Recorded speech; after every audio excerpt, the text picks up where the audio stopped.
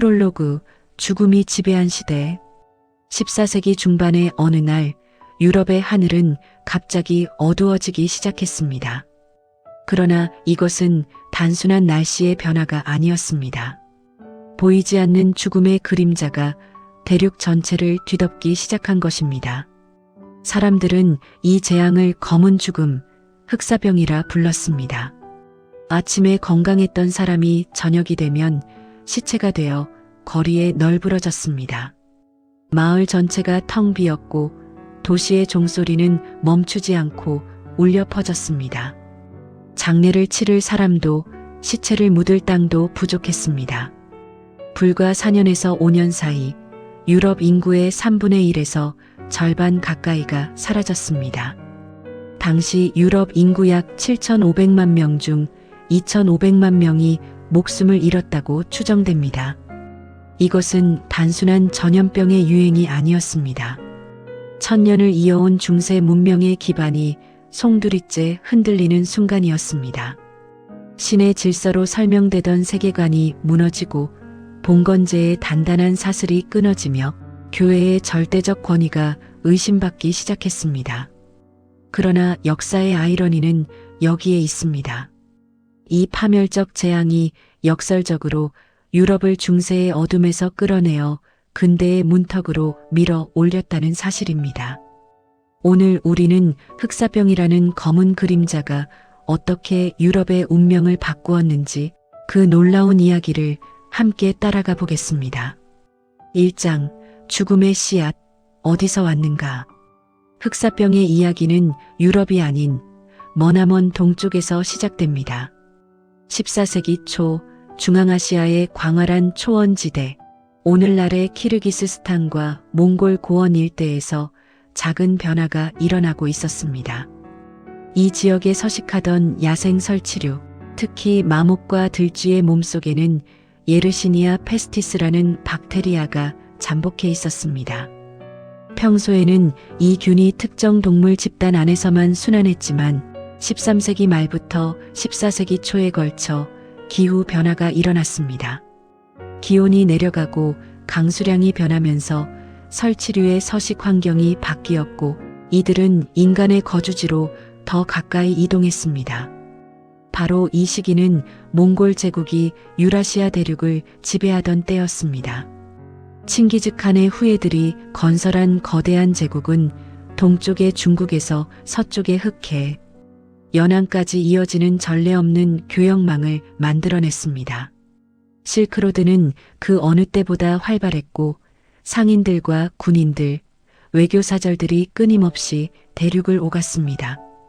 그리고 그들과 함께 보이지 않는 죽음도 서쪽으로 여행을 시작했습니다. 1330년대 중국과 중앙아시아에서 이미 대규모 역병이 발생했다는 기록이 있습니다.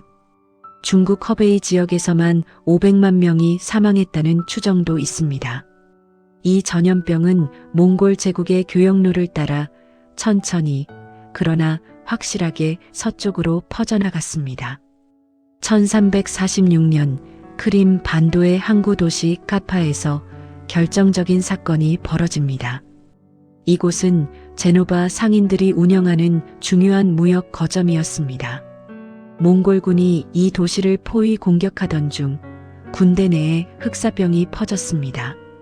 전설에 따르면 몽골군은 패스트로 죽은 시체를 투석기로 성벽 안으로 던져 넣었다고 합니다.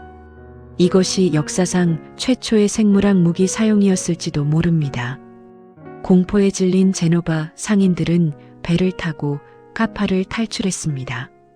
그러나 그들은 알지 못했습니다. 배의 화물 속에 밧줄 사이에 어두운 선창의 쥐들이 숨어 있었고 그 쥐들의 털에는 감염된 벼룩들이 달라붙어 있었다는 것을. 1347년 10월 이 죽음의 배들이 시칠리아의 메시나 항에 도착했습니다. 항구 관리들이 배에 올라갔을 때 그들이 본 것은 악몽 그 자체였습니다. 선원들의 시체가 갑판에 널브러져 있었고 살아있는 자들도 검게 변한 종기와 피 묻은 옷을 걸친 채 신음하고 있었습니다. 배를 돌려보내려 했지만 이미 늦었습니다. 쥐들은 이미 항구로 뛰어내렸고 벼룩들은 새로운 숙주를 찾아 퍼져나갔습니다. 메시나에서 흑사병은 시칠리아 전역으로 그리고 이탈리아 본토로 번져나가기 시작했습니다. 그런데 왜 흑사병은 이토록 빠르게 유럽을 집어삼킬 수 있었을까요? 여기에는 중세 후기 유럽의 특수한 상황이 있었습니다. 13세기까지 유럽은 중세 온난기를 누렸습니다. 기후가 온화해지면서 농업 생산량이 증가했고 인구는 폭발적으로 늘어났습니다. 도시들이 성장하고 무역이 활발해졌습니다. 그러나 14세기 초부터 기후가 다시 한랭해지기 시작했습니다. 1315년부터 1317년까지 유럽 전역에 대기근이 발생했습니다. 비가 계속 내려 곡물이 썩었고 가축들이 집단으로 죽어나갔습니다. 영국에서만 인구의 10%에서 15%가 굶어 죽었다고 추정됩니다. 사람들은 나무 껍질과 풀뿌리로 연명했고 심지어 인육을 먹었다는 충격적인 기록도 남아 있습니다. 기근에서 겨우 회복한 유럽 사회는 영양 결핍과 면역력 약화로 병들어 있었습니다. 게다가 중세 도시들은 위생 상태가 극도로 열악했습니다. 좁은 골목에 사람들이 빼곡히 살았고 쓰레기와 오물이 거리에 쌓여 있었습니다. 쥐들이 번성하기에 완벽한 환경이었습니다. 이 모든 조건이 결합되어 흑사병은 유럽 대륙을 횡단하는 거대한 쓰나미가 될 수 있었던 것입니다. 2장 검은 죽음의 행진. 1348년 초 흑사병은 이탈리아 반도를 빠르게 잠식했습니다. 피렌체, 제노바, 베네치아 같은 부유한 도시들이 특히 큰 타격을 받았습니다. 인구 밀도가 높고 무역으로 붐비는 항구 도시들이야말로 전염병에게는 이상적인 사냥터였습니다. 피렌체의 작가 조반니 보카치오는 당시 상황을 생생하게 기록했습니다. 아침에 친구들과 식사를 함께 했던 사람들이 저녁에는 저승에서 조상들과 만찬을 즐기고 있었다고 그는 썼습니다. 흑사병의 증상은 참혹했습니다. 3가지 형태가 있었는데 가장 흔한 것은 선페스트였습니다. 벼룩에 물린 후 2일에서 6일 안에 겨드랑이, 목, 사타구니의 림프절이 달걀만하게 부어올랐습니다. 이것을 부보라고 불렀는데 처음에는 붉다가 점차 검게 변했습니다. 엄청난 고통과 함께 고열, 구토, 현기증이 찾아왔고 대부분 일주일 안에 사망했습니다. 더 치명적인 형태는 페페스트였습니다. 이것은 기침과 재채기를 통해 사람에게서 사람으로 직접 전염되었고 발병 후 1일에서 2일 안에 거의 확실하게 죽음에 이르렀습니다. 환자는 피를 토하고 숨을 쉴 때마다 끔찍한 소리를 냈습니다. 가장 드물지만 가장 빠른 것은 폐혈성 패스트였습니다. 혈액에 직접 감염되어 몇 시간 안에 사망했습니다. 피부 전체가 검게 변했기 때문에 검은 죽음이라는 이름이 붙었습니다. 1348년 여름 흑사병은 프랑스와 스페인을 휩쓸었습니다. 파리에서는 하루에 800명이 죽었다는 기록이 있습니다. 가을에는 영국 해협을 건너 영국에 상륙했습니다. 런던은 괴멸적인 타격을 받았고 잉글랜드 전역의 마을과 수도원들이 텅 비었습니다. 1349년 죽음의 행진은 계속되었습니다. 독일, 네덜란드, 스칸디나비아로 퍼져나갔습니다. 알프스를 넘고 발트해를 건너며 흑사병은 유럽의 구석구석까지 파고들었습니다. 폴란드와 보헤미아는 비교적 피해가 적었는데 이는 유대인 추방으로 교역이 적었고 인구 밀도가 낮았기 때문이라고 추정됩니다. 1353년까지 흑사병의 첫 번째 대유행이 지나갔을 때 유럽은 완전히 다른 모습이었습니다. 번성하던 도시들이 유령 도시가 되었고 경작지가 황무지로 변했습니다. 어떤 마을들은 지도에서 완전히 사라졌습니다. 3장 세계의 기둥이 무너지다. 흑사병이 가져온 가장 심오한 변화는 사회 구조의 근본적인 붕괴였습니다. 1000년 동안 유럽을 지배해온 봉건제도가 뿌리부터 흔들리기 시작했습니다. 중세 봉건제의 핵심은 토지와 노동의 관계였습니다. 영주는 토지를 소유하고 농노는 그 땅에 묶여 노동을 제공했습니다. 농노는 법적으로 자유롭지 않았습니다. 토지와 함께 매매되었고 영주의 허락 없이는 이동할 수도 결혼할 수도 없었습니다. 이 시스템은 인구가 많고 토지가 제한적일 때 작동했습니다. 그러나 흑사병은 이 균형을 완전히 파괴했습니다. 인구의 3분의 1에서 절반이 사라지자 갑자기 노동력이 절대적으로 부족해졌습니다. 수많은 경작지가 주인 없이 방치되었고 마을들은 일할 사람이 없어서 황폐해졌습니다. 살아남은 농민들은 갑자기 귀한 존재가 되었습니다. 이제 그들은 선택권을 가지게 되었습니다. 어느 영주의 땅에서 일할 것인가?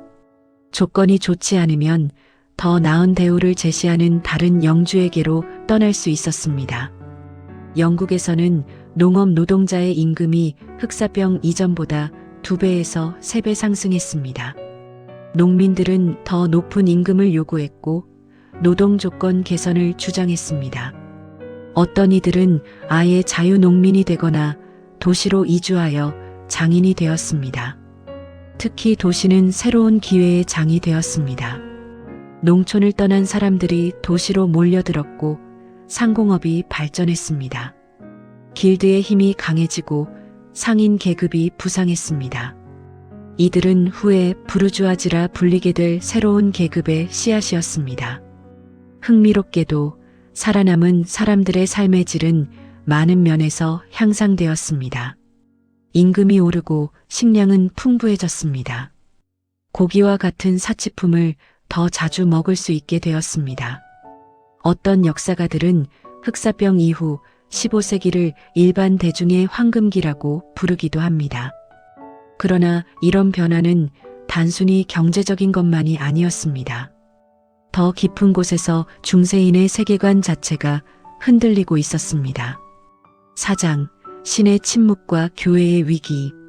흑사병은 중세 유럽의 정신적 기둥이었던 가톨릭 교회에게 치명적인 타격을 입혔습니다. 1000년 동안 교회는 사람들에게 이렇게 가르쳐 왔습니다. 이 세상의 고통은 일시적이다. 교회의 가르침을 따르고 성사를 받고 경건하게 살면 영혼의 구원을 얻을 수 있다고. 그러나 흑사병 앞에서 이 모든 약속이 무력해 보였습니다. 더 충격적인 것은 성직자들 자신이 속수무책이었다는 사실입니다. 사제들과 수도자들은 병자들에게 마지막 성사를 베풀기 위해 위험을 무릅썼지만 그들 역시 높은 비율로 감염되어 죽었습니다. 어떤 교구에서는 사제의 절반 이상이 사망했습니다. 더욱 심각한 것은 신학적 위기였습니다. 사람들은 질문하기 시작했습니다. 왜 자비로운 신이 이런 끔찍한 재앙을 허락하는가? 왜 기도가 응답되지 않는가? 왜 선한 사람과 악한 사람이 똑같이 죽는가? 전통적인 답변, 즉 이것이 인간의 죄에 대한 신의 징벌이라는 설명은 점점 설득력을 잃었습니다. 어린아이들과 무고한 사람들까지 죽는 것을 보면서 사람들은 의심하기 시작했습니다. 과연 신은 정의로운가? 신은 정말 존재하는가? 이런 회의주의는 중세 후기의 지적 분위기를 바꿔놓았습니다. 신학과 철학에서 새로운 흐름이 나타났습니다. 윌리엄 오컴 같은 사상가들은 이성과 신앙을 분리하고 경험적 지식을 강조했습니다. 이것은 후에 과학혁명의 씨앗이 되었습니다. 이 모든 변화는 150년 후 마르틴 루터의 종교개혁을 위한 토양을 준비했습니다. 교회에 대한 비판적 시각, 성직자의 중재 없이 신과 직접 소통하려는 욕구, 성경에 대한 개인적 해석의 중요성, 이 모든 것의 씨앗이 흑사병의 시대에 뿌려졌습니다. 5장 경제의 지각 변동. 흑사병은 유럽 경제의 모든 측면을 뒤바꿔 놓았습니다. 인구 감소가 가져온 경제적 충격은 단순히 노동력 부족에 그치지 않았습니다. 생산, 소비, 무역, 화폐의 흐름 전체가 재편되었습니다. 곡물 가격은 폭락했습니다. 인구가 줄어들면서 수요가 급감했기 때문입니다. 반면 육류와 유제품 같은 축산물의 가격은 상대적으로 안정적이었습니다. 이에 따라 많은 지주들이 경작지를 목초지로 전환했습니다. 특히 영국에서는 양모 생산이 크게 증가했습니다. 이런 변화는 영국 경제의 구조를 바꿔놓았습니다. 양모는 플랑드르와 이탈리아로 수출되어 막대한 부를 가져왔습니다. 후에 영국이 섬유 산업의 강국이 된 것은 이 시기에 기초가 놓였습니다. 도시 경제는 다른 양상을 보였습니다.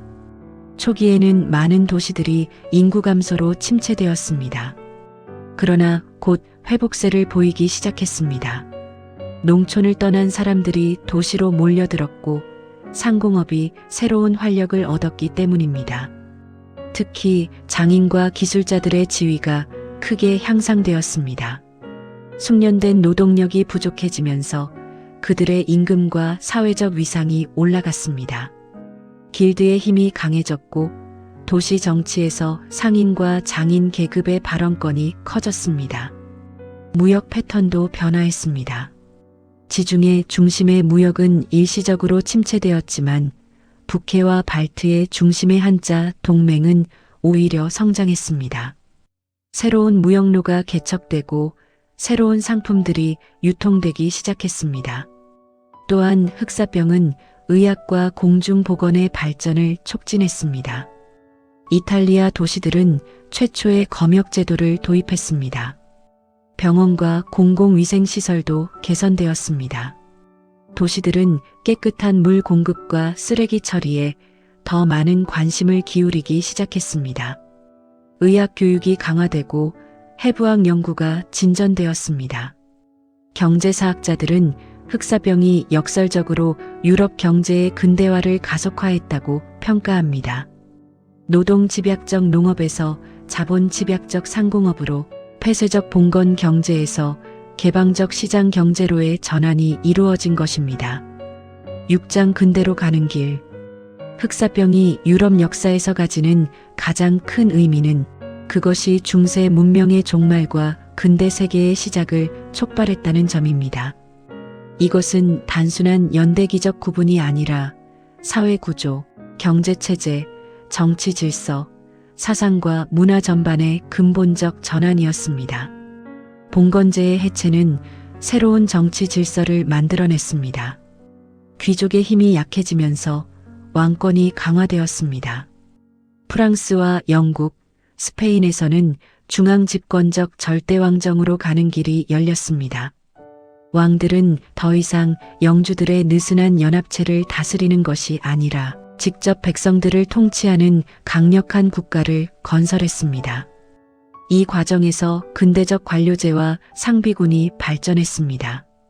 세금 징수 체계가 정비되고 법률이 체계화되었습니다. 이것은 근대 국민국가의 초기 형태였습니다. 경제적으로는 상업 자본주의가 발전했습니다. 은행업, 보험업, 주식회사 같은 현대적 금융제도의 원형이 나타났습니다. 네덜란드와 이탈리아 도시 국가들은 무역과 금융으로 막대한 부를 축적했습니다. 15세기 말 대항해 시대가 열린 것도 이런 맥락에서 이해할 수 있습니다. 유럽은 동방 무역을 독점하던 이슬람 세계를 우회할 새로운 항로를 찾았습니다. 포르투갈과 스페인의 탐험가들은 아프리카를 돌아 인도로, 그리고 대서양을 건너 아메리카로 나아갔습니다. 이것은 세계사의 흐름을 완전히 바꿔놓았습니다. 흑사병이 없었다면 이런 변화들이 이렇게 빨리, 이렇게 철저하게 일어났을까요? 많은 역사가들은 회의적입니다. 봉건제는 서서히 변화했을지 모르지만 그토록 극적인 붕괴는 없었을 것입니다. 교회의 권위는 계속 절대적이었을 것이고 종교개혁은 일어나지 않았거나 훨씬 나중에 일어났을 것입니다. 르네상스도 달랐을 것입니다. 이탈리아 도시국가들의 번영, 부유한 후원자들의 등장, 고전 문헌에 대한 새로운 관심, 이 모든 것이 흑사병 이후의 사회 경제적 변화와 연결되어 있습니다. 과학혁명의 토대도 이 시기에 놓였습니다. 전통적 권위에 대한 회의, 경험과 관찰의 중요성, 실용적 지식의 가치, 이런 태도들이 흑사병 경험을 통해 강화되었습니다. 16세기 코페르니쿠스, 17세기 갈릴레오와 뉴턴으로 이어지는 과학혁명의 먼 뿌리를 여기서 찾을 수 있습니다. 사회적으로는 개인의 가치와 자유가 점차 인정받기 시작했습니다. 신분에 구애받지 않고 능력으로 성공할 수 있는 길이 조금씩 열렸습니다. 물론 이것은 매우 느리고 제한적인 과정이었지만 방향은 분명했습니다. 교육도 확대되었습니다. 더 많은 사람들이 읽고 쓸 줄 알게 되었고 대학이 증가했습니다. 15세기 중반 구텐베르크의 인쇄술 발명은 이런 흐름을 더욱 가속화했습니다. 지식이 더 이상 수도원과 대학에만 갇혀 있지 않고 더 넓은 대중에게 퍼져나갔습니다. 그러나 이 모든 진보가 순탄하게 이루어진 것은 아닙니다. 변화에는 항상 저항이 따랐고 새로운 갈등이 생겨났습니다. 종교전쟁, 마녀사냥, 농민전쟁, 이 모든 것이 변화의 고통이었습니다. 그럼에도 불구하고 흑사병 이후 200년 동안 유럽은 완전히 다른 모습으로 변모했습니다. 1347년의 유럽과 1550년의 유럽은 거의 다른 세계였습니다. 봉건제에서 절대왕정으로, 농업경제에서 상업경제로, 교회 중심에서 세속 중심으로, 중세에서 근대로의 거대한 전환이 이루어졌습니다. 에필로그, 검은 죽음의 유산과 현대에 주는 교훈. 700년이 지난 오늘, 우리는 흑사병으로부터 무엇을 배울 수 있을까요? 첫째, 전염병은 단순한 의학적 현상이 아니라 총체적 사회 현상이라는 것입니다. 흑사병은 몸만 공격한 것이 아니라 사회 구조, 경제 시스템, 정치 질서, 종교와 문화, 인간의 심리까지 모든 것을 흔들었습니다. 2020년대 초 우리가 경험한 코로나19 팬데믹도 마찬가지였습니다. 바이러스는 보건 위기를 넘어 경제 위기, 사회 위기, 정치 위기로 확산되었습니다. 둘째, 재앙은 기존 사회의 모순과 불평등을 드러내고 증폭시킵니다. 흑사병은 봉건제의 부조리, 교회의 위선, 사회 구조의 경직성을 적나라하게 폭로했습니다. 마찬가지로 코로나19는 현대 사회의 빈부격차, 의료 접근성 불평등, 취약계층의 문제를 부각시켰습니다. 셋째, 위기는 변화의 촉매가 될 수 있습니다. 흑사병은 끔찍한 비극이었지만 역설적으로 유럽 사회를 정체에서 벗어나게 했습니다. 노동자의 권리 향상, 사회 이동성 증가, 새로운 경제 시스템의 발전, 이 모든 것이 위기의 결과였습니다. 물론 이것이 재앙을 정당화하는 것은 아닙니다. 그러나 위기를 어떻게 관리하고 대응하느냐에 따라 그 이후의 미래가 달라질 수 있다는 교훈은 얻을 수 있습니다. 넷째, 과학과 이성의 중요성입니다. 중세인들은 흑사병의 원인을 몰랐기에 미신과 희생양 찾기에 빠졌습니다. 오늘날 우리는 병원체를 이해하고 백신을 개발하고 효과적으로 대응할 수 있습니다. 그러나 여전히 잘못된 정보와 음모론이 퍼집니다. 과학적 사고와 증거 기반 정책의 중요성은 아무리 강조해도 지나치지 않습니다. 흑사병의 유산은 단순히 과거의 기억이 아닙니다. 그것은 인간 사회의 취약성과 동시에 적응력, 그리고 예상치 못한 방식으로 역사가 진행될 수 있다는 것을 보여줍니다. 흑사병이 남긴 가장 깊은 유산은 어쩌면 이것일지 모릅니다. 죽음 앞에서 인간은 평등하다는 인식, 삶의 덧없음에 대한 자각, 그리고 그렇기에 더욱 소중한 현재를 살아가려는 의지. 중세의 사람들이 메멘토 모리, 죽음을 기억하라고 되뇌었던 것은 염세주의가 아니었습니다. 그것은 오히려 삶을 더 깊이, 더 진실하게 살기 위한 지혜였습니다. 오늘날 우리는 첨단 의학과 기술로 무장하고 있습니다. 그러나 여전히 새로운 바이러스가 출현하고 예상치 못한 위기가 찾아옵니다. 역사는 우리에게 경고합니다. 결코 방심하지 말라고, 그러나 동시에 희망을 잃지 말라고. 14세기 유럽인들은 세계의 종말을 목격했다고 생각했습니다. 그러나 그들이 본 것은 종말이 아니라 전환이었습니다. 한 시대가 끝나고 새로운 시대가 시작되는 순간이었습니다. 파괴의 잿더미에서 르네상스가 피어났고 절망의 어둠에서 계몽의 빛이 싹텄습니다. 흑사병, 검은 죽음. 그것은 유럽을 뒤흔든 거대한 비극이었지만 동시에 근대 세계를 탄생시킨 역사의 경랑이었습니다. 700년이 지난 지금도 그 검은 그림자는 우리에게 삶과 죽음, 위기와 기회, 절망과 희망에 대한 깊은 성찰을 요구하고 있습니다. 역사는 단순히 과거의 기록이 아닙니다. 그것은 현재를 이해하고 미래를 준비하는 거울입니다. 흑사병의 이야기는 우리에게 묻습니다. 우리는 위기 앞에서 어떤 선택을 할 것인가? 우리는 어떤 미래를 만들어갈 것인가? 검은 죽음을 넘어 새로운 삶을 향해 나아갔던 중세 유럽인들처럼 우리도 오늘의 도전을 내일의 기회로 바꿀 수 있습니다. 역사가 우리에게 가르치는 것은 명확합니다. 인류는 끊임없이 위기를 겪었지만 매번 그것을 극복하고 한 걸음 더 나아갔습니다. 흑사병 이후 유럽이 그랬듯이 우리도 어둠 속에서 새로운 빛을 발견할 수 있을 것입니다. 이것으로 흑사병, 유럽을 뒤흔든 검은 그림자에 대한 이야기를 마칩니다. 700년 전 대륙을 휩쓸었던 그 재앙은 수많은 생명을 앗아갔지만 동시에 인류 역사의 흐름을 완전히 바꿔놓았습니다. 그것은 중세의 종말이자 근대의 시작이었고 절망 속에서 피어난 희망이었으며 파괴 속에서 태어난 재탄생이었습니다. 역사를 기억하는 것은 과거에 머무는 것이 아닙니다.